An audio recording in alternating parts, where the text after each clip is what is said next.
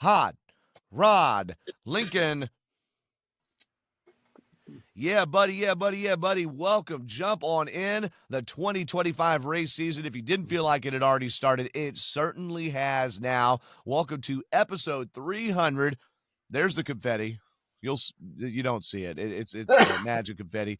There made Dan sneeze though. He's allergic to it. For the 5 to Go podcast here, I'm your co-host Doug Fireball Turnbull from the announcing team at Performance Racing Network. So glad for y'all to be on, and for those that maybe have stuck this out from the beginning or have been in and out since then in late 2017, thank you. For those that have joined in since, thank you. We're so glad that you're here.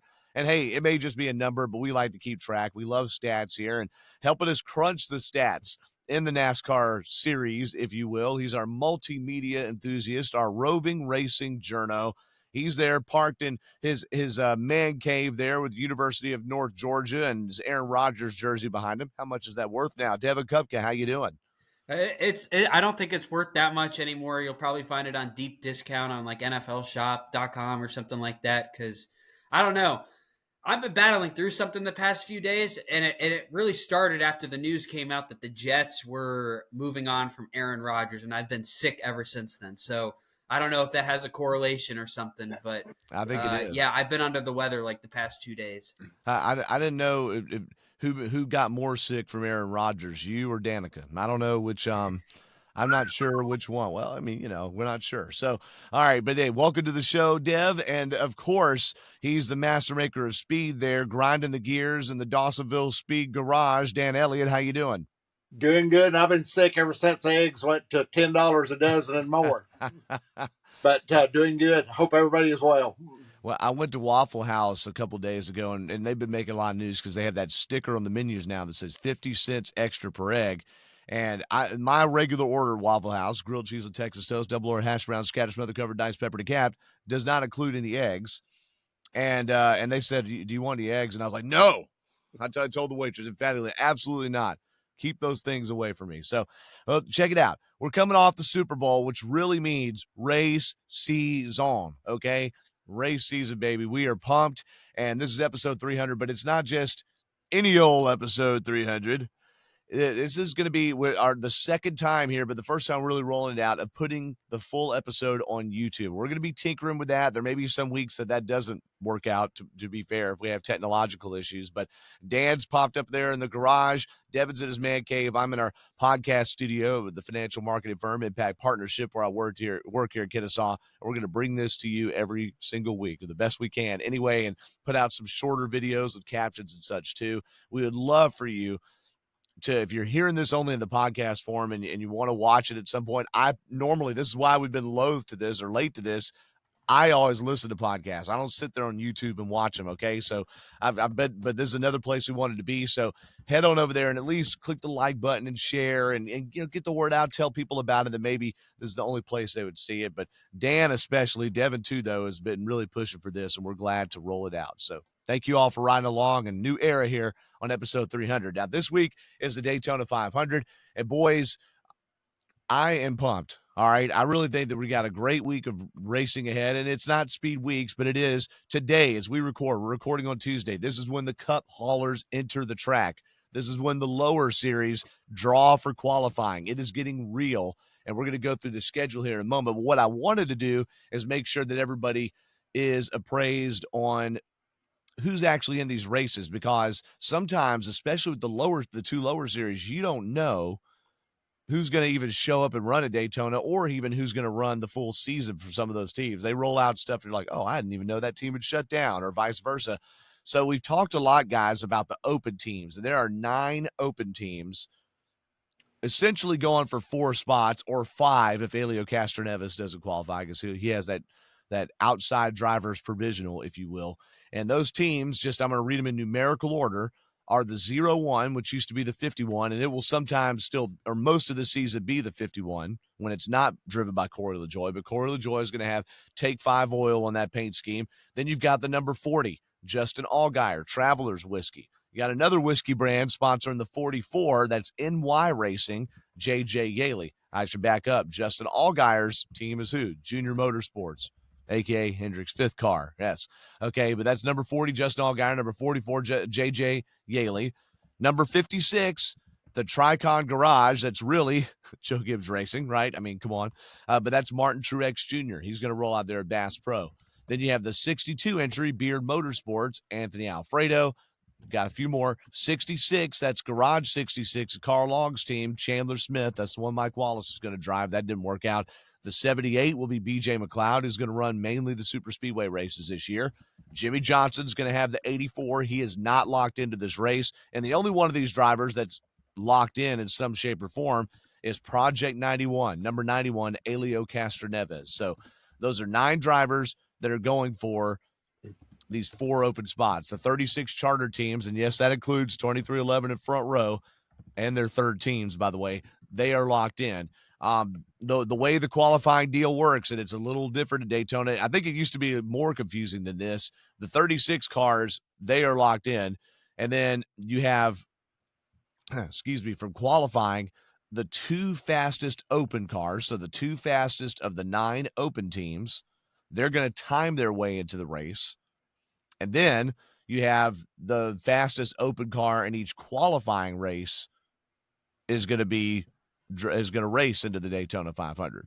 If Elio Castroneves races into the 500, there will be only 40 cars, or if he times his way in. But if he doesn't do either, he will be the 41st car and earn no points and no money. All right, so you could bet that all those other teams are hoping Elio doesn't time his way in, doesn't race his way in, so then you can have essentially one extra of those 9 cars get into the race. But I'm pumped, guys. Are there any names? I'll come to you, Dan. And we've already talked about the open cars of the Cup Series. We're going to get to Xfinity and trucks, and just because they've got way more confusing scenarios with a lot more cars that potentially miss than Cup does. But Dan, any of those you're looking forward to? Do you see any mortal lock on this? Do you think it's going to be super competitive? And do you think one of those bigger, more funded teams is going to drive away disappointed?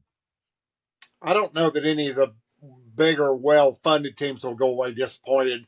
You obviously know that with Daytona, anything can happen. I mean, you know that. But breakdown for you might not have this in front of you. You might on how much practice do these 9 open teams, have before they get into the real battle of this? Well, look, so qualifying is on Wednesday night at 8:15. All right, qualifying Wednesday night at 8:15. So there's going to be a practice. Now, remember, the last few years, there hasn't been any practice before it. No. You had Connor Daly for that number 50, the money team car, going out in his car, bouncing like a pogo stick, all right, because they had not been shaken down at all. So they're going to have a 50-minute practice on Wednesday. That's tomorrow as we record here on Tuesday, 10:05 to 10:55 a.m., all right? So they get 50 minutes of practice there. And really, they say how many cars would be on the track at one time in that practice? Is everybody allowed? Everybody's eligible to practice. There's no Group A, no Group B, none of that stuff. Because this is where you got to be careful when you're out there with a lot of people that, especially the ones that don't have as much experience on a speedway or like this. This is where you have to be careful. Well, you certainly do. Yeah, no doubt. But that's going to be, that's going to be the deal. There's going to be the Arca Menard series, of course, is down there. So Thursday, 4 p.m. or 4:05, I should say, they're going to practice. There's going to be Truck Series practice Thursday at 5:05.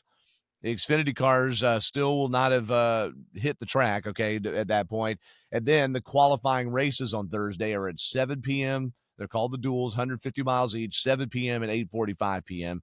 And except for the front row that qualifies, so the pole and the outside pole on Wednesday night, all the other spots in the Daytona 500 starting lineup will be determined by the finishing position as the field's divided into those 60-lap dual races, 7 p.m. and 8:45 p.m., both there for the Cup Series. So that's how it all gets determined there. So there will be one Cup Series practice before qualifying and before the dual races, and then I think they get to practice one more time before the major race. So on Friday, the schedule, keep in mind that day ends with the Truck Series race. So on the Friday schedule, just looking at it, there's going to be Xfinity Series practice at 4:35 p.m., Cup Series practice, their happy hour at 5:35, Truck Series race 7:30 p.m. on Valentine's Day, by the way. And yes, my wife did book us a dinner on Valentine's Day. God bless Momo. But during the truck race, and I lightly brought up, wouldn't it be more romantic to see Johnny Sauter run the Thor Sport truck at Daytona, but she didn't agree. I'm just gonna say, Oh. all right, she didn't agree. It's all right. I'm gonna leave her behind to go plenty of races. So that's just what we're gonna do. Now on Saturday. Now it used to be Saturday was this packed in day with all these practices and all this stuff. You've got Xfinity qualifying at 10 a.m. You've got the Xfinity cars are going to have a practice on Friday evening. They qualify 10 a.m. Saturday. They race at 5 p.m. Saturday. So they have a 2-day show. I mean, although the teams have to get there before that. The ARCA Menard Series, they're going to race at 12 p.m. Saturday. So there's a pretty big gap between the two races.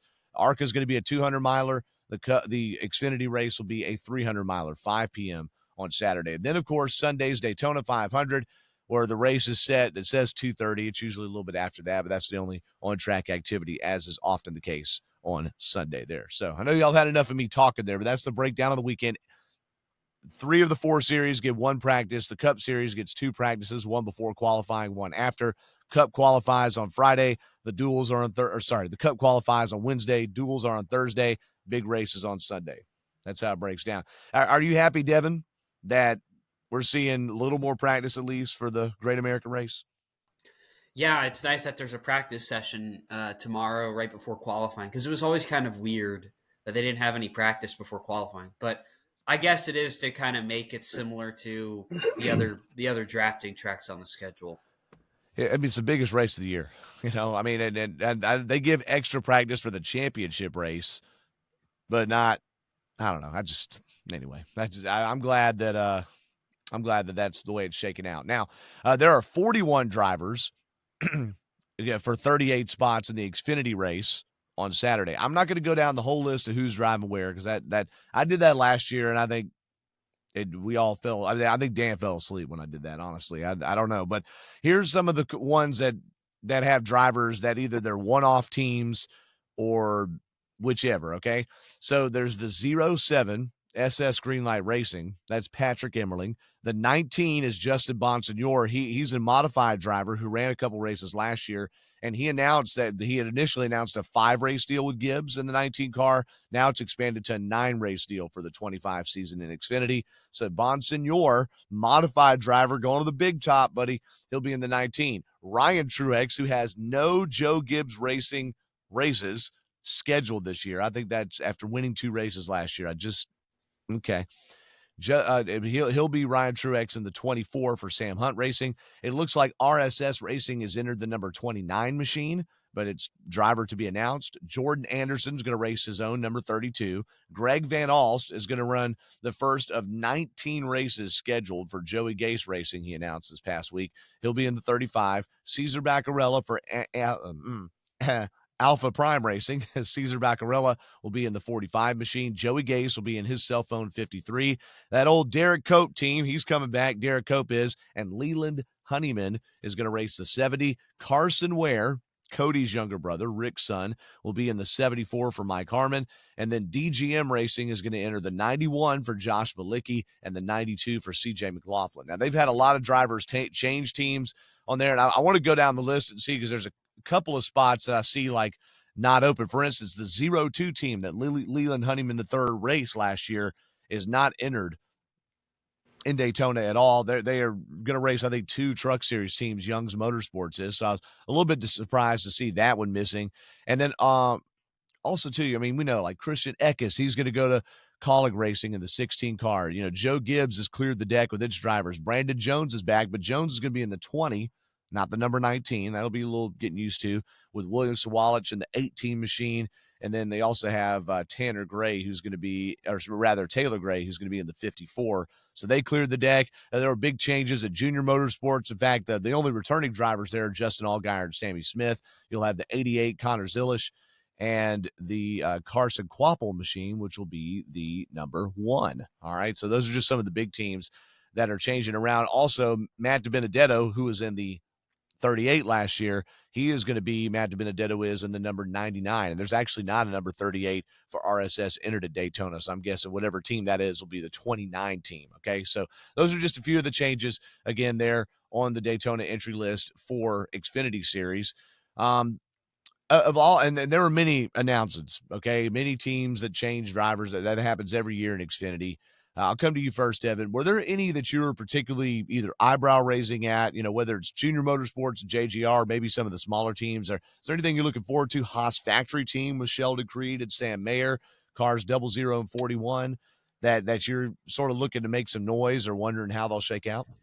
Well, yeah. I mean, you mentioned Haas Factory Team. That's kind of just under new ownership with Tony Stewart gone. I wonder if they're going to continue that Xfinity success that they have, because they've been a really solid Xfinity Series team the last few years. I mean, Cole Custer returning from the Cup Series goes to Xfinity, immediately wins. I think, first year out of the Cup Series, wins the Xfinity Series championship. So I'm excited to see what they have over there at Haas Factory Team with like Sheldon Creed and all of them.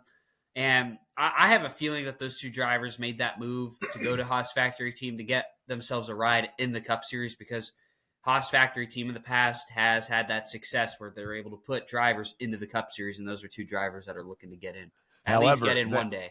However, they are a Cup team with only one charter, and Cole Custer, whose dad is the president of the team, is holding the spot in that ride. So that is a little bit of a stopper there. But it also allows them to be a bigger fish in a smaller pond, where it didn't seem like Sam Mayer was climbing the Chevy ladder.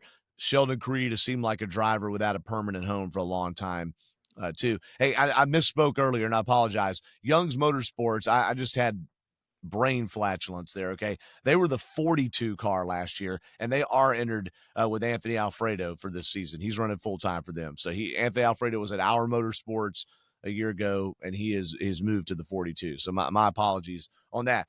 Dan, anything in the Xfinity Series, which this will be the last year it's called the Xfinity Series, by the way, anything with the Xfinity deal that you're looking forward to? Nothing other than Junior Motorsports kind of living up to we've seen the hype for a long time on. It seems like anything that they do, they get a lot of hype, Yeah. and I'm curious to see which groups or teams deliver at Daytona, and especially the ones that we haven't heard anything about that potentially would make a good run and a good showing at Daytona. Here's something that went under my radar. All right, you made a good point there. Is just who are the teams going to live up to the hype? That's it. But here's one: Austin Hill has won multiple races a year ever since he's gotten in Xfinity. He's knocked on the door. He finally made the championship 4 last year. He was really not like the fourth best of those 4 drivers as far as that one race win at Phoenix. And they made a change at Richard Childress Racing. And I'd forgotten about it. It got announced, but it kind of went under the radar. And Andy Street is not the crew chief of that team anymore. Chad Haney is. Andy Street, and Richard Childress said this on the Dale Jr. Download, he is getting Andy Street ready, Childress is, to be a Cup crew chief for a third Cup team. And that number 33 this year, although it's not entered in the Daytona 500, is set. Childress said this on the Dale Jr. Download, is set to run 9 races this year as an open car with Jesse Love and Austin Hill. It feels like an audition for Andy Street. Are you ready to move up? More so, though, it feels like an audition for Austin Hill and Jesse Love. And that's only if Richard Childress can find a charter to start a third Cup team. But I think that you had a team that was going great, and to see that crew chief not move up to a full-time Cup operation, but a part-time one, they're really playing the cards there. I'm a little bit intrigued by that. How long is Kyle Busch's contract with RCR? Yep. Ends this year. So you got to get the contingency plans ready. Although I got to say, Kyle Busch could move on, right? But would you change Randall Burnett on the 8 car? Like, he was great, especially with Tyler Reddick. So, I got to wonder. I think Childress wants to expand and wants to get another charter. I don't know where that would come from, but I think that's you would something just to move watch on for. from Kyle Busch, I think, at the end of the season. Well, he said he wanted to have a third Cup team, though. Okay. Just like Roush has. Roush is leasing a charter from Rick Ware. They don't know exactly what the pipeline's going to be to extend that. But, one of these days, if Colin gets fed up, needs to sell a charter, if Rick Ware wants to sell out or whatever it is, add Childress to the list of those that want to expand. All right, now to the Truck Series. This is one that's always like, oh gosh, like literally I have not opened this entry list until we're reading the show, and I'm almost like, dear heavens, what am I about to see? All right, that's I know that sounds weird, but here we go. for the truck series. And again, they raced Friday night. There was a change already. Now, this is how vulnerable, I guess, teams are. All right. Christian Rose was announced as full-time ARCA driver before, was moving up with Nice Motorsports to trucks. They just put out a press release Monday that he will not run full-time for Nice. His sponsor fell through. Did he get hired on his merit? Okay, because Bailey Curry got demoted from that truck because he didn't have sponsorship. Now Bailey Curry is going to drive it at Daytona. All right. with a different sponsor or whatever. So an interesting move there in Nice Motorsports, and it's going into its 10th year. So already a little bit of a shakeup with that. Now, to the entry list, Young's Motorsports is going to enter a truck, although the official list does not say who's going to be in the 02. You have Josh Rayum Brothers. He's going to run his own truck, but it's going to be number 2. That was a truck that they took the owner points from Nick Sanchez and Rev Racing last year, and they bought them to bump their chances up for making the show a lot easier. So that's Josh Freeman. Mason Maggio was going to be in truck number 4. Tony Breidinger will be in the 5 truck. Here we go. Handsome Norm Benning is going to run his number 6 in Attempt Daytona. You have Spire Motorsports entering 2 of its Cup drivers, 07 Michael McDowell and number 7 Justin Haley. You have the 17 for Tricon Garage, Gio Ruggiero. Daniel Hemrick replaces Christian Eckes in the 19 truck. Johnny Sauter is going to run the 5th ThorSport truck, number 66. And then joining Spire Motorsports this year in place of Chase Purdy, Andres Perez de Lara, the ARCA champion from a year ago. Essentially, it's kind of like he's replacing Nick Sanchez in a way, even though that was Rev Racing. That's basically what that team is, and that's going to be the 77 truck there. So that's some of the entry lists there for the truck race. That's at 7:30 on Friday night, and I'm just going to scroll down some more. You see Dan stepped out of the shot there. He'll be back with us in just a second. I just want to scroll down the list some more because there's always like some things you don't see that you may need to remember, like Dawson Sutton, for instance. The 25 truck from a year ago is now going to be truck 26 for Rackley War Racing. All right. Brian Dezot is going to run FDNY Racing. I don't think I mentioned that. Frankie Muniz is joining the series. He'll be number 33. Malcolm in the middle will be in the pair Earnhardt's there, number 33. Parker Kligerman for Henderson Motorsports is going to run a part-time season, so he retired. No, he didn't. Now, here's one that's interesting. This has to be a mistake, right? The ThorSport, a couple of other ThorSport trucks are entered as to be announced. Now, Matt Crafton is returning. He's going to be the 88, but it says TBA. And Ty Majeski, the series champion, is listed as to be announced too. I think that's just an error on their part. You also have Clay Greenfield running a team for Team GK Racing, number 95. Justin Carroll is going to enter his own number 90 truck. A new truck that's going to be on the track is the 81 of Connor Mozak. All right, watch out for that. So, yeah, we've got a whole bunch of different ones out there. Jason White will run for the Rayum Brothers. I'm just looking up ones that could be part-time or, some that are bigger changes. Caden Honeycutt is going to be full-time driver in the series for Nice Motorsports, number 45. And then remember, Chandler Smith out of Georgia, he's going to be a truck series driver this year, truck number 38. That's the one that's won the championship before and won a couple of Daytona races. Jack Wood will be full-time too, also in the number 91 truck. Anything, Dan, on the truck series side that you got an eye out for? No, really not on the truck side. I haven't. I'm just looking forward to the trucks running because historically, the races that I've seen in the truck series have always been spectacular at Daytona, whether it be through the race or the finishes, and especially the finishes. Oh, yeah. Trucks are 7:30 FS1. Yep. Joey Logano and Kevin Harvick are going to be in the booth with Jamie Little. Remember, Adam Alexander's moved on to CW, and the trucks, they kind of split up with Jamie and Adam over the last couple of years, but she's moved on. Adam Alexander has moved on to both the CW and to the Amazon Prime and the Warner TNT package, okay, Max and all that. So it's going to be Jamie Little, but they haven't announced her as being the announcer for all of those races. So I'm interested to see who they dig up and put in the booth on the races that Jamie Little doesn't do, unless she ends up doing them all, I guess. I wanted to look, too, to see if you guys could remember who won the Daytona races in all 3 series to lead off the year from a year ago. Okay, well, let's start with the easiest one. Who won the Daytona 500 a year ago? Byron won the 500 last year. Right. And it was almost Alex Bowman, too. Right. I mean, that caution light comes on. It was very, very unclear. Okay. Who won the Xfinity race from a year ago? The comeback kid, Mr. Daytona. Oh, Austin Hill? Austin Hill. Austin Hill, yes. That race never would end. I was watching it on my phone in California. And think I this one fell I had truly asleep. forgotten. All right. This one I had truly forgotten 1 year ago in Daytona for the Truck Series. His first career win in the series. He's now an Xfinity driver. I'm at a loss. Nick Sanchez. Sanchez. Anybody remember that? I didn't either. I mean, now Yep. that I read it, I remember it. But man, Nick Sanchez will not be back to defend that race win. Austin Hill will for the Xfinity Series, and of course Byron will for Cup.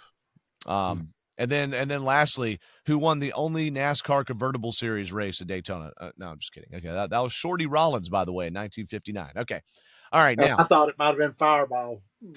Hey, buddy. Did Fireball Roberts ever win a Daytona 500? I don't think he did. That I don't remember. Anybody remember who won the ARCA race at Daytona last year? Have to go to the record book. Former Gresham Motorsports part driver, Gus Dean. Gus Dean. Wow. And Greg Van Alst won it the year before that, and that was a big deal. Him running as an independent team, but ever since he's tried to run all these truck and Xfinity races, and it hasn't gone very well for him. But yeah, Gus Dean, and in that race, Gus Dean wrecked his teammate Tony Breidinger, and she flamed him on TV, just trashed him. It was wild. Now she's in the Truck Series. Okay, all right, boys, let's get into looking ahead to the season. Do we have any? I mean, it's so hard to predict. I know it's crazy, but do we have any predictions for Daytona? Who we think could excel in any of these three series, particularly the 500? You know, is someone like a Kyle Busch going to get the monkey off their back, or even Kyle Larson or Chase Elliott, you know, who've been in the series a while, Ryan Blaney? Are we going to see someone like Denny Hamlin enter elite territory with a fourth Daytona 500 win? I'm kind of covering the gamut there. So I don't know. Any predictions there? Devin, I'll start with you. Let's take it back to 1987. Let's watch out for Chase Elliott. Maybe they'll pull off the Clash and then the 500. Okay, a Clash and a 500 sweep. Okay, a vote for Chase Elliott there, and he certainly has come close to winning the 500 before and knows how to get around the super speedways there. Dan, any predictions for you? And I mean, we have nothing to base it off of. We've had no data, no practice. Nope. That's the thing about it is we look back and you could get an idea of from the practices that you had, because right now you'd be probably a week into Daytona and all the things that had been going on, and by now you would have had an idea who the strongest cars were, so to speak, not the ones to beat, but the ones to watch out for. And now you really do have a clue, because you're basing all of this on the strength of the teams themselves. You're looking at across the board historically what we've seen in the last months, in the last year, and based on that, you know, it'd be easy to pull a prediction, because hey, who runs good at Daytona and Talladega? Who runs good on the super speedways? Yeah. And obviously it's one of those things where I predict this year, I predict a big one, and out of that is what we're going to have to look at. But you know, how much of that will get talked about, how much of that won't, other than the fact of whoever does survive and wins the race, will it be not a driver that we've heard a lot about, or is it going to be a driver that we thought would be one of the contenders when the flag fell? Too early to tell, and too much is going to happen. And Daytona is definitely, Devin, too unpredictable on being able to do that. Now, if the race runs green all the way through, that's one thing, but I just don't think it will. You've got so many drivers that are wanting to make a good showing for the first race, and it's going to come down to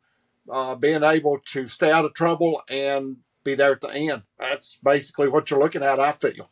Riley Hurt's one of those drivers making his. I think he's going to be the only rookie in Cup this year, right, or something like that. But he's in the 35 car for 2311 Racing, and he's run a couple of Daytona 500s. Finished 24th a year ago, but I think he got a top 10. If I'm not mistaken, in 2023, the year before that. He just snuck in there, kind of did his thing, and I would.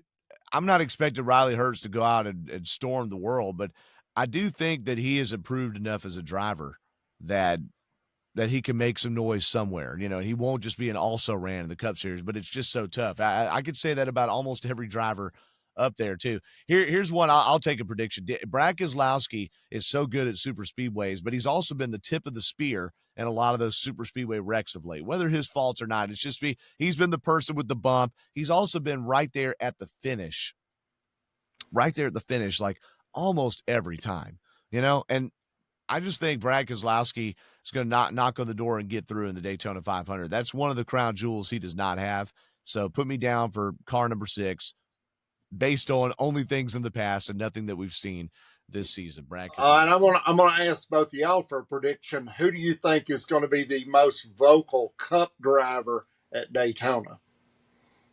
Denny Hamlin. Yeah, I mean, I was listening to Actions Detrimental on the way to this recording this morning. Yeah, Denny Hamlin. Why not? I think there'll be some others that are going to emerge from Daytona because everybody seems like it is, not everybody, but more and more, you're getting a lot more feedback, a lot more comments from a lot more drivers. Okay.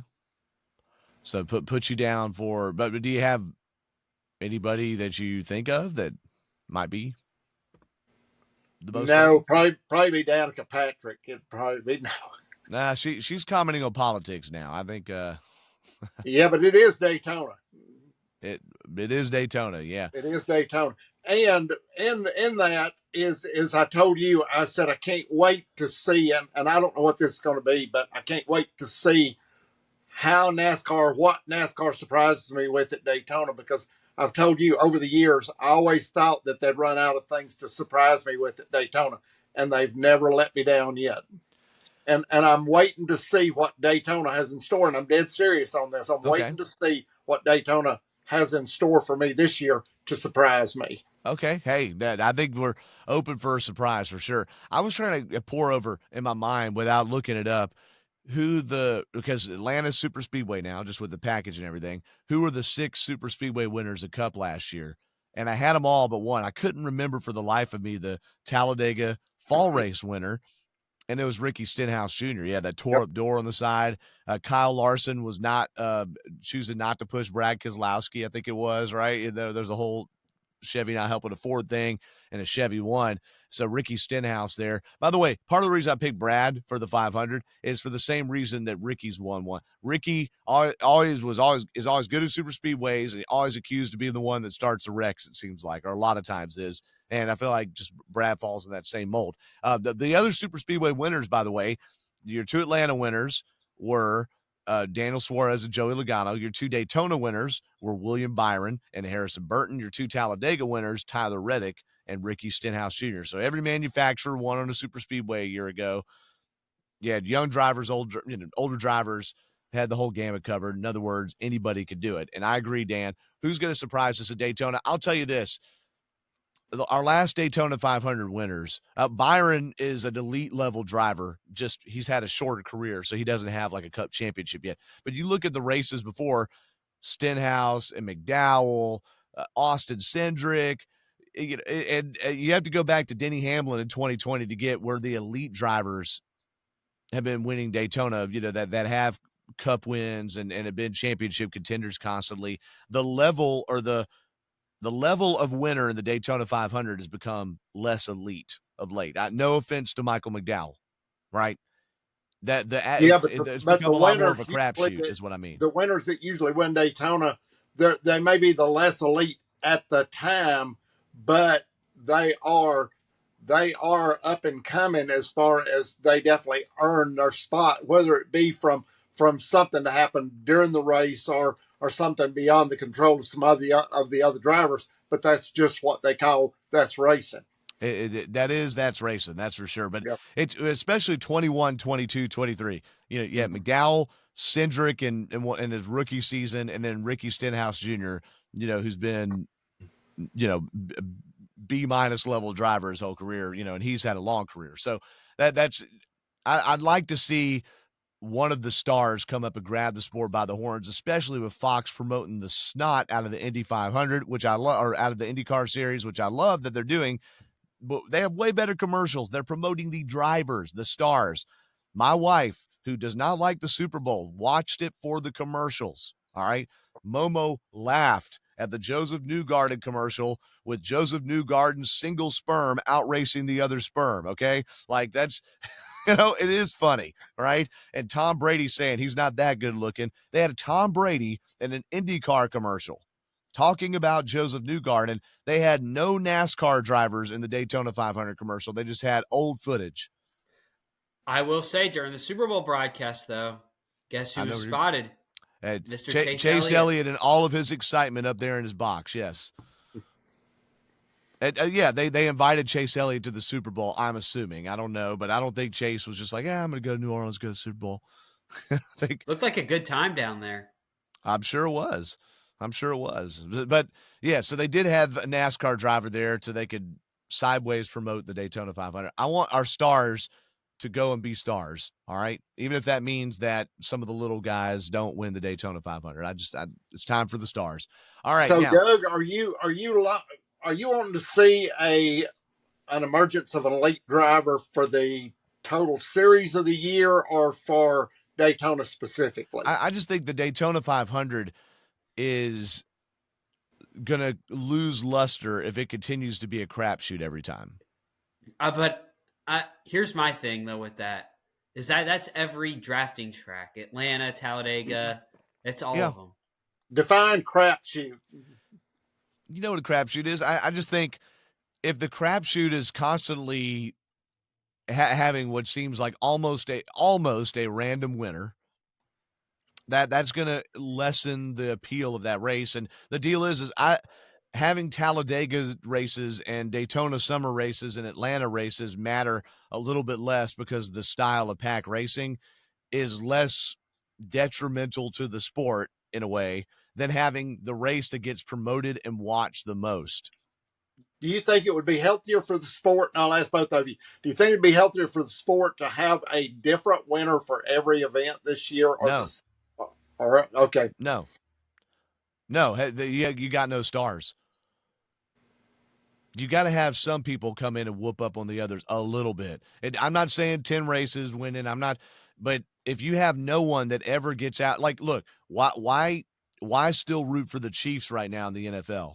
Right? There's something about, I rooted for them actually over the Eagles. First off, I hate Philadelphia sports. Hello. But also because you saw a dynasty getting put together, right? I mean, it's there. It's happened. He's won 3 Super Bowls Mahomes has? A star.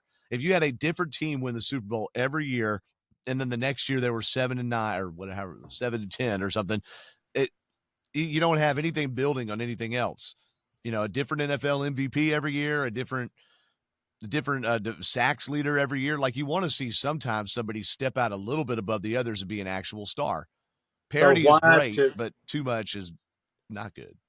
Why do you want to try to bring so much parity then to the cars if it's healthy for the sport? Let's go back and let the teams have more input into things they can do to the car to compete. The top level teams of drivers would agree with you. Yes. Yeah. and I mean, I like that there's ways to, the barriers to entry are a little bit less in a way. I mean, if you can get a charter, you can put something together and be within the zip code of the top teams a lot easier than you could before. But what you're trading in for it is star power. Joey Logano did not, even though he won 4 races last year, Joey Logano did not beat the pants off the Cup Series. He did so more in the playoffs a little bit, but you didn't look at him and go, there's that star driver. That driver was Kyle Larson last year, and he didn't even make the championship 4. And I'm not complaining about the championship right now. It's just, I just want the Daytona 500 to at least sometimes get back more often to rewarding the drivers that are great. And super speedway racing right now, with the nature of it, where it's hard to slice through the pack and be Dale Jr. and be Dale Sr. and even be Brad Keselowski and Joey Logano for the last few years before this. The Gen 7 car super speedway package is lacking. It's got too much drag. It actually they have so much drag on it. Denny Hamlin says so much drag on it because it has too much horsepower. And so when you pull out a line, you just go to the back. You got to, if you're just stuck in place and then hoping you don't get crashed out, you're not getting to see the people that are a little bit better at super speedway racing at least fight toward the front as much as before. Do you think it's the most boring four wide racing? I never thought I would think four ride racing. And by the way, when I'm watching it in the moment, I'm not, especially the Daytona 500 last year, where I didn't realize they were all just fuel saving at first. It wasn't until it got pointed out to the eye, I was like, man, they're three wide. And then I realized, well, they're all three wide because they're not driving on the edge. They're running 70% or whatever. That's not, then you're just going to get people stuck in place. And Denny Hamlin, who is great at super speedway racing, can't go up and be Denny Hamlin. Kyle Busch pulls out a line, doesn't get rewarded for trying to go do anything. And then you end up with more random winners. He gets rewarded. He goes to the back of the pack. Yeah, there's your reward. Exactly. So we'll see with the Daytona 500. It's going to be a lot of fun. I also hope the Truck Series race just isn't a bloodbath. All right. Do you think there will be fuel savings? I mean, yeah. It's gonna be evident. You can't pass. You got to pass them on pit road. Yeah, pass them on pit road. Yeah. So nothing has changed in the package of the cars in the Cup Series this year. Nothing has changed on the package of the cars. Short track tire is softer. That's it. So well, you do have the fastest lap. Is that right? You get a point for the fastest lap. We briefly mentioned it when that news broke during the show. Okay, you got that. You got that going for you. But at the super speedway, it's going to be a driver more than likely in the back of the pack. The drivers are saying, this isn't Doug knowing stuff. The drivers are saying people getting a tow at the back of the draft are more likely to get a fastest lap at a Atlanta, Talladega, Daytona. All right, how well, talking about back of the pack and drivers that are coming back to the Daytona 500, how do you think Jimmy Johnson and their team will run at Daytona? They raced their way in a year ago. I don't know what to tell you about that. He's only set up to run a couple of races this year, Coke 600 and Daytona, I think. So, I mean, I don't know. I mean, I hope for his sake and his legacy's sake, pun intended, that works out. But I almost think it's anticlimactic. You almost want to see one of the other open teams get in because you think they would make more noise, than if he would. But I don't know. I want them all to make it. I would love to see Dale Jr.'s car make it. Just a great story, right? With Justin Allgaier, But somebody that's big and funded is going to go home. But it's the media that's going to make noise. It won't. I don't know that you could. You don't think the fans care about the 40 car? I think they care, but I don't think that the fans can carry the attention, the coverage, the wow factor that media can bring especially from Daytona. Okay, interesting. Hey, let's move on quickly. We're going to end the show with talking about the 5 races that we're looking forward to the most. All right, but I want to just plow through some headlines real quick. But so we did as much with having 0 cars on the track, no preseason testing or anything. All we've had is the Clash. We've been able to give you our Daytona preview, or at least our outlook, or what we're looking forward to, what the schedule of the weekend looks like. It's the main difference is the teams get to practice some. Here's some other headlines. The Clash on a Sunday night on Fox, going up against a 4-hour Grammy broadcast, had 3 million viewers. Good or bad, guys? 3 million viewers. It's good. I say it's good. It's about what a cup race gets, like an average cup race. But comparatively, when you compare it to other races, that race will get more views than the second half of the season for a lot of those races. Yeah. The Clash. Yeah. I mean, it's the only sport that was on. I mean, the cup races generally get about 3 million views, though. I mean, some have gone lower. Yeah, but once you start getting into July is when it starts to dip a little under. Like the Bristol night race, the Clash will outdo the Bristol night race this year. Okay. In viewership. Okay. 3 million views. We're just going to go down the list here. Some of these I'm just skip because I've already mentioned. It happened before last week's show, and I forgot to bring it on. Josh and Caitlin Balicki welcomed their first child, Cole. So congratulations to Josh. He'll be running a part-time Xfinity Series schedule again this year. There was a Ross Chastain Busch Light commercial, by the way, where they were lost in the woods. You had the Busch Light guy in the flannel as the main character, and let's see if I can hold on a second. I got it right. 1 second. Come on, computer. There we go. Here's the little clip of Ross Chastain. Although I didn't see this during the game, it must have been pre or post game. But here you go. Ross Chastain Busch Light commercial Super Bowl. The Busch Guide, cold and smooth survival skills. To avoid going in circles, make note of recognizable landmarks, like that. What's wrong with going in circles? Different circles, Ross. Okay. Head for the mountains. So he was in a tent on top of his race car in the middle of the woods, and that was the landmark that the hikers ran into there. I thought that was pretty good. I mean, just real quick. I mean, think about Ross Chastain was driving for Premium Motorsports, barely hanging on to the sport, lost the Ganassi ride, all this stuff, and here he is in a Super Bowl commercial. That's pretty neat.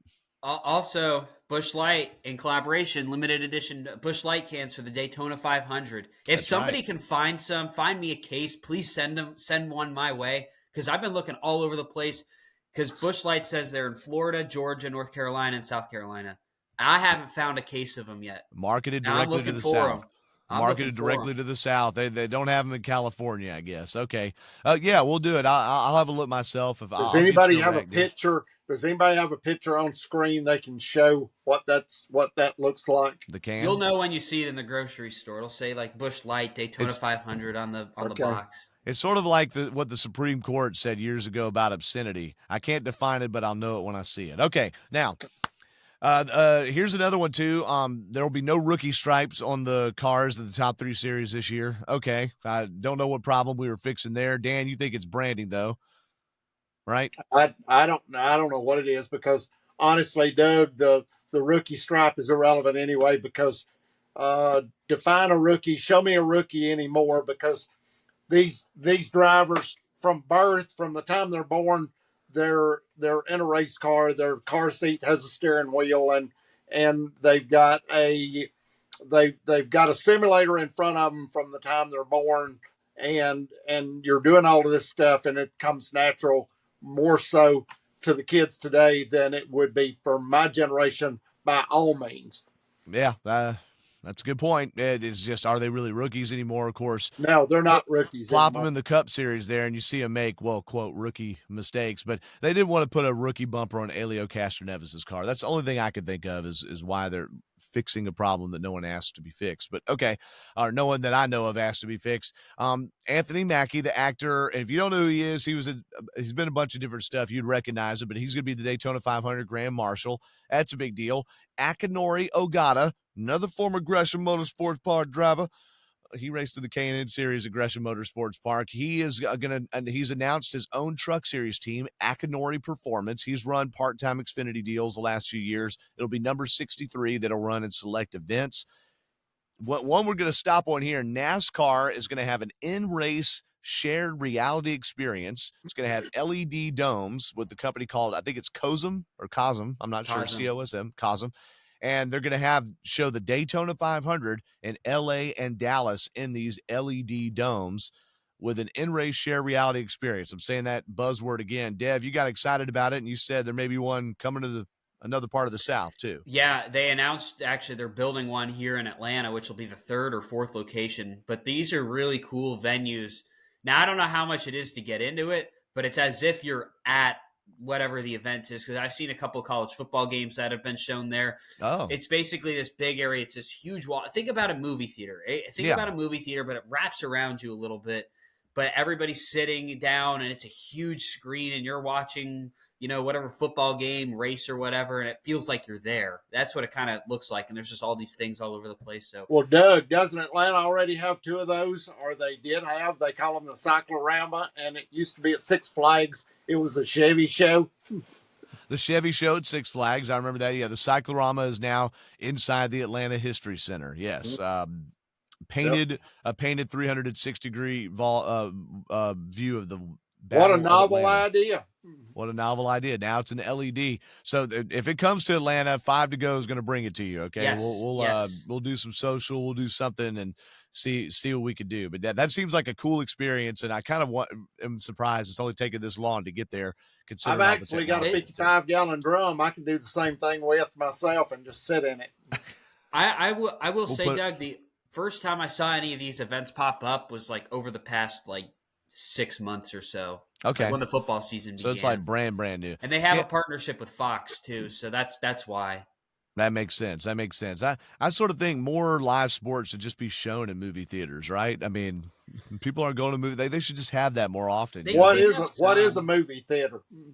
It's the place with the big screen and the great sound system that costs too much money to get into. The movie theater. Yeah, and they're like us, Doug. They're prehistoric. Yeah. I people like big screens and experiences. But the ones around here, most of them are getting torn down. Yeah. Truth. Hey, and then no easy way to transition this, but sad news. 2 people known in the racing community passed away within the last week or so. One of them, Ed Hinton, who wrote for years for ESPN and then for Tribune newspapers before that. He was a fixture in the media corps. I didn't know him like personally, but I'd been part of the NASCAR circus at the same time as him before there in the media center. And he was definitely one of the old school for sure. Ed Hinton, who I believe he used to write for the Atlanta paper too at one point, didn't he, Dan? Yes. He passed away. I think he was 76 years old. And Dan, do you have any talks or hangouts with Ed Hinton, especially since he wrote for Atlanta? Usually you didn't have any talks with Ed Hinton because it seems like if memory serves me correct, there was always some kind of controversy to get a story from that controversy. So he was always looking to stir something up. You mean like to ferret out a hot scoop that you may didn't want to share? Well, that was just the way it was done. It was you really didn't have a lot to write about. Everybody seemed to pretty much get along. It's kind of like talking about the rookies. Why have a rookie stripe? Because the rookies aren't the one you need to stay away from, because the rookies are usually the ones that'll race you cleaner than a veteran. So Ed Hinton was the one that came in, and because nothing was going on, it was a boring race, a boring weekend. So, I see. So he was looking for a little dirt. He was, kind of the next big create your own story. It's not the first time we've heard it. So create your own story. Count him among those that when I was around him, that he used to turn around and shush people in the media center too. It's like I've always said, if you can't outrun them, run over them, and then you'll get a lot of publicity. So the way to make publicity is to create, whether it's on track or off track. Fair enough. Well, anyway, Godspeed to Ed Hinton. He served the sport for a long time and covered other sports too, but motorsports was his biggest thing. And he's from the South and went to races as a kid and stuff. So that makes sense. The other one too here is Bill Elliott's first wife, Martha Elliott, who, Dan, I believe had some sort of complications from something, and nonetheless passed too soon. I think she was also in her 70s as well, or was she in her 60s, Dan? Right about 70, I think it was her age, yes. Yeah, but obviously your former sister-in-law, you knew her well. Excuse me, a remarkable lady, and it was someone that definitely going to be missed, and just a part of the family and a part of the time in the history that for me won't be forgotten. And it was just tough pacing. That's all I can say, because anytime you have family, whether it's family, in-laws, whether it's not, it's still tough to deal with. And no doubt. And I having gone through divorce myself, it's tough to, people that were your family, it's tough to be like, oh, well, wait, they're not your family, and I have a very close relationship with my former in-laws, for instance, both brother and sister-in-law, who'll be down at the race in Atlanta, by the way, and my father and mother-in-law. My father-in-law, Joseph, who you saw a bunch of Gresham Joe, will be at the race. They are like brother and sister and parents to me. And piece of paper doesn't change the fact if you were close with them, that but it's complicated. It's tough to deal with that. And I appreciate your loyalty and respect, Dan. the remarkable thing about Martha was, even though she wasn't involved in racing anymore, was what she did for her community in Blairsville, where she lived, Oh, okay. and what she was. She was really remarkable in doing things locally in her community and around her town. And she did a lot of good things for the school system, and a lot of other activities and things she was involved in. So she's going to be missed by a lot of people. And of course, being the era that she was married to Bill, she was part of the team, right? When you all had your big greatest The early conference. successful years. That's Yeah. right. Yeah. Well, rest in peace to both Martha Elliott and to Ed Hinton there. And, we pray over their families, including your family, Dan, and everybody Yep. else. And Dan, you were the one to tell me. And then I started seeing some on social media about that. So I know that hits hard. To go into really our last segment of the show here, we want to look forward and look ahead. And to me, it's tough. Everybody's tied for zero. We haven't seen any cars on the track except for the Clash at Bowman Gray Stadium. That's a unicorn of a race. I'm stealing a little bit from what Jeff Gluck did on The Athletic, and I really respect what he and Jordan Bianchi do over there. But they ranked the races from 1 to 38, and we are not going to do that. But it got me thinking of, how do I delineate and how do I think of not just the obvious, well, Daytona 500 and the championship, but I wanted to think of what the top 5 races we're each looking forward to is. And, I know that's a tough thing to do. Dev, I'll come to you first. I don't know if you wrote out a list or if you're going to have to think out loud here or what, but it doesn't have to be just a Cup Series. There's a little bit of shakeup in trucks and Xfinity as well, but where do you want to go with this? Well, I've been thinking about it for the past day, and the number one race that came to the top of the list, boom, right to the forefront of my mind, the Ambetter Health 400 next weekend. Okay. That's the race I'm You're looking forward to that more than the Daytona 500? More than any. Well, Daytona 500 is obvious, but I mean, I would say the Ambetter Health 400 out of anything, that's the race I'm looking most forward to, which is next week at Atlanta Motor Speedway. Now, why the February race versus the June race? What's so special about this one? You just had such a historic race there last year, 3 wide photo finish, and I think I'm excited to see what happens this year, because this is a big race. It's another opportunity to go out and get a win for a lot of the drivers that would normally struggle on other tracks. Like, look at Daniel Suarez. That was his only win last year. Yeah. To see something like that, I think it'll be I think we're in store for a good race.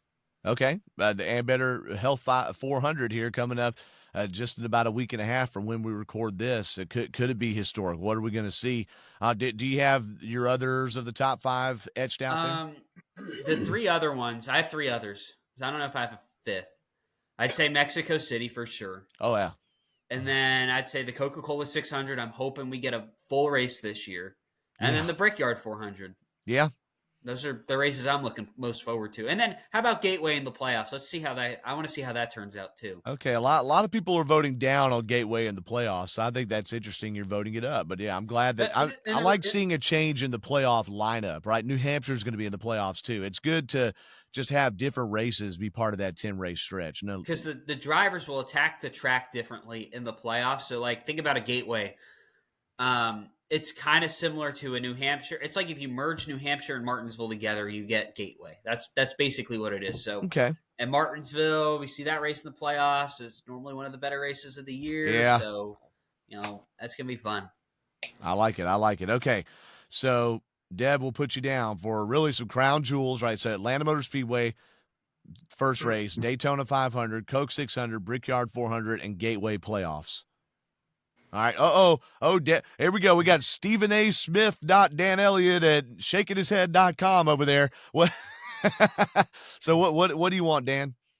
All right. So I'm old school. I go with we've just had the Super Bowl, and we're just going to have the Super Bowl coming up. So Daytona to me is my number one pick, only because it has always been the most prestigious, and it seems to be the one that everybody, not discounting Brickyard, anything else, it's just history. And don't take it personal. It's just racing. Daytona first, and then Atlanta for the next 2. Because Atlanta to me is kind of a double. It's home. I love that track. It should be where the championship ends at. It was at one time. It should still be. And I think the question that you asked, Devin, to me is why Atlanta? Because Atlanta carries the momentum from that was built at Daytona carries to Atlanta this year. Yeah. And I think that because the tracks are similar but not, the fact that you are going to race them the same way, excuse me, will bring into the fact that Atlanta carries two for me, and then definitely Darlington and Sonoma. I just love Sonoma. Which Darlington? Darlington, Darlington's just one of my favorite tracks. Well, I mean, which Darlington race? If you're singling out a Southern 500, that is the cutoff again for the regular season, race 26, or the one in the spring. Either one, but I love the one. I love the one in the fall. I love the one Labor Day weekend, and just a favorite of mine. Always loved going there. Always loved running there, and seems like that we not just winning. I think I'm gonna die here. I'm sorry. Not just winning the million there, but love that racetrack and the people there. I think it's the most exciting people that I've been around in my life. Yeah, Darlington's great. I'd love to be able to make it there. All right, here are mine. Now, go ahead, Devin. I'm sorry. How about Sonoma being in July this year? Interesting. Yeah. I mean, I don't think that's a major difference in it being in June. No. It's just, but it's weird that it was in the same place for so long and then it had to move around. But yeah, and then you got Dover in July too, which is just Dan with his 500-mile Dover race in the summer. Yeah. Damn. How would you feel if they back in the '80s moved Dover to July? I don't think that was near as bad as Talladega was. Talladega was brutal. I can't believe Talladega used to be 500 miles in July. They would run Talladega like in April and July, be done with it. Yeah. Hey, I can remember going to Talladega, and this was probably 1986, and Ernie had sent one of the crew members' wives to Gainesville to get a 300-pound block of ice because that was the only way that it was going to be preserved from one day to the next would be to buy a block of ice and chip it up and use it during the day on Sunday. Oh, my God. And they put it in a pickup truck in a tarp. And by the time it got to Talladega, that block of ice had about tore the bed off the pickup truck. Because it melted and rusted, or? No, it slid around in the back of the truck. Okay. Nobody thought to put something around it to keep it from moving. They didn't think that ice would be slick. And it about beat the bed off the truck because nobody thought to put anything around it to keep it from moving around. And 300 pounds moving around, that was something else. Somebody buy my man a cooler. I don't understand. But everybody tried to sit on that block of ice at Talladega that next day, that race day. Everybody tried to sit on that block of ice. Soggy Bottom boys. How big was this block of ice? Block of ice, 300 pounds. It was about 3 by 3 foot by 3 foot, and probably about 2 foot thick. And that equals 300 pounds. That's not even that big. Wow, that's crazy. Okay, wow. When you got frozen water, yeah, that was a lot. Okay, Soggy Bottom boys. There we go. Here are mine real fast before we wrap up the show. We're passing out. Numb bottom boys. All right, so if it was just me personal, like if it's just my personal, what do I go to? It's the races I go to, right? So, I mean, I'm going to both Bristols, both Atlantas, Roval, Texas, and Coda this year. But I want to make it like what anticipation level do I have? And it's hard for me to differentiate between the Daytona 500 and Mexico City. Mexico City is just a big deal, and it's exotic, and it's the first points-paying race held outside the U.S. and since like the 50s or something like that in the Cup Series. So, I'm going to put Mexico first just because it's different, all right? The Daytona 500's right there because you have 2 months before it, leading up to it. Ba-bam. Now, my third is going to be, if I had to pick one AMS race, and I love them both, that's just home track, all the same things Dan said. I'm going the second one because it's a Saturday night race, and that's just something different in Atlanta, and it's the start of the in-season tournament. Right. I mean, and I don't know how much people are going to care about the in-season tournament, but it's a storyline. So, okay. You know, I'm not winning you over this. I can tell. My fourth race is the Southern 500.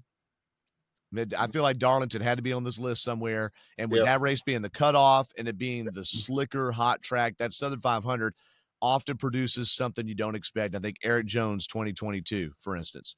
Lastly, I'm going Bristol 1. Not only is it my first Bristol race, I'll be in the pits there for PRN, but that Bristol race last year pantsed everybody. All right.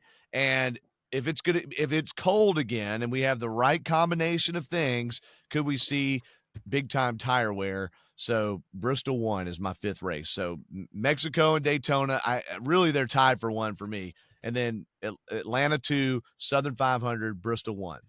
Eh. You're gonna really like the Food City 500. It's a throwback weekend. Oh, that's right. Oh, well, there you go. Even more reason to. Yeah. Did you say it was a throw a up? lot of fun throw last up year. weekend. Boy, Dan is not a fan of Bristol. No wonder Bill didn't run so well on the short tracks. Huh? I'm not a fan of Bristol with the concrete. I'm sorry. That's true. I'm not a fan of the concrete. No. Give me the asphalt. Yeah. Give What me is the the asphalt. reason is something to do with durability and weather or something, right? What is Tires. the reason? I don't think they can get the right combination of tire to make it the race that was the exciting race that Bristol was that I grew up with. And yeah, maybe it's just me, but I feel like that it's missing something that they have not been able to capture again. I see. Okay, fair enough. All right, boys, we got to wrap it up. I got a heart out here in just a few moments. Daytona's coming up. We're going to recap it all next week of 5 to go, and, of course, preview the Atlanta race. Really just the combination. You know, Dan, you talked about both Atlanta races. Devin, you had the And Better Health 400 on. I picked the second Atlanta race, but honestly, just the combination of Daytona and Atlanta being 1-2. Yep. And, you know, I wish I'd planned it out better and maybe had tried to go to Daytona this year. I haven't been since 2023, but I just love leading off the season that way. There's so much anticipation, just firing the season out of a cannon. So we're going to have it all right here. Maybe there'll be a feud that'll break out at Daytona that will carry over into Atlanta. Those would be quite the places to settle that, wouldn't it? Yeah. Okay. Yeah. So, well, but we'll see. But we're going to have it all right here at 5 to go. Certainly leading up to Atlanta, there may be some, driver opportunities and stuff, ways to get audio that we could splice that into the show. We shall see.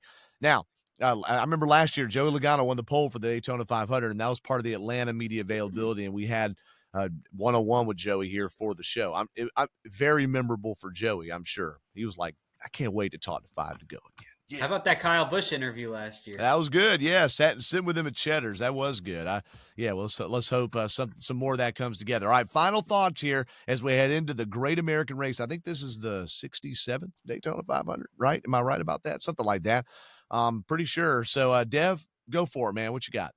I'm actually going out to go watch a race on Thursday night, the Daytona Duels, with some friends for the first time in like 2 years. So I'm going to go see him with my 2 buddies from North Georgia, Ryan Shee, Ryan Hutchinson. We're going to go watch the Duels. Brandon's JB's son. Thursday night. Let's go.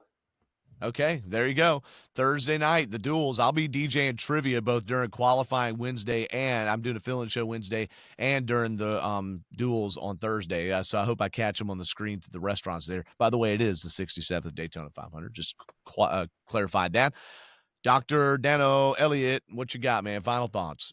Final thoughts is you were talking about the conflict with the race, and I think the Grammys or something else that was coming on. The Clash was on the same time as the Grammys, yes. Okay, so I want to go back to my graduation from college, and my mom and dad were there, and as I walked across the stage, I could happen to be on a Sunday afternoon, and I can remember looking back and seeing Daddy listening to his portable AM/FM radio, listening to the race while I was graduating. So there are no conflicts when it comes to racing, okay? That's fantastic. For the true fan. That is what it's all about, and it's always great to be able to have an easy, especially with your phones now, easy way to listen to PRN or MRN. If you got to go do something else, you got your pastor in one ear, got the race in the other. No big deal. No harm, no foul, right? That's right. I like it. Well, hey, I guess my final thought is look, there are so many things to beat up on, get upset about. NASCAR Nation just goes off on all this stuff. This is negative. It's not the way I like it. And I would just say try to approach it with an open mind.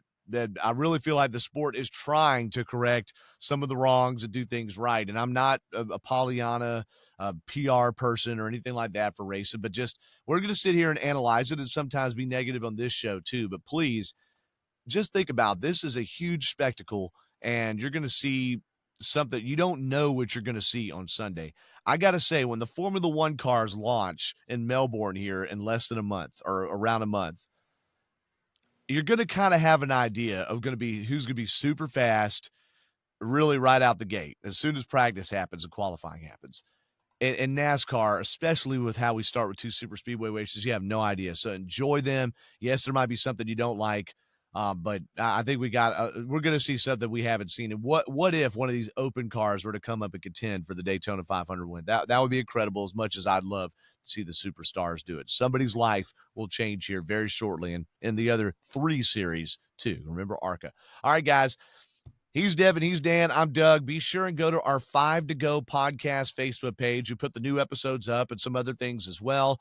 We're starting to share YouTube shorts a little bit more. And I don't mean Dan's old boxers from 1985. We're starting to put some short videos out with captions and stuff. We'd love if you shared those or had a look at those on social media, along with the full episodes that are now on YouTube, not to mention Apple and Spotify at GoPRN.com. So thank you all for listening. Guys, I hope you had a great episode 300. Dev, did you? I think we did. Dan? Had a great one. I'm ready. Fantastic. You're done. Well, I'm off to work now, standing in the exact same spot I am now. So for Devin Cupkid, Dan Elliott, I'm Doug Turnbull. Happy 2025 racing season, and we will talk to you after the Daytona 500. By the way, hit Devin and me up on X, Instagram, Facebook. We'd love to converse with you about the races. Dan's got his hammer out. He's going to get to work. We'll catch y'all soon here on 5 to Go.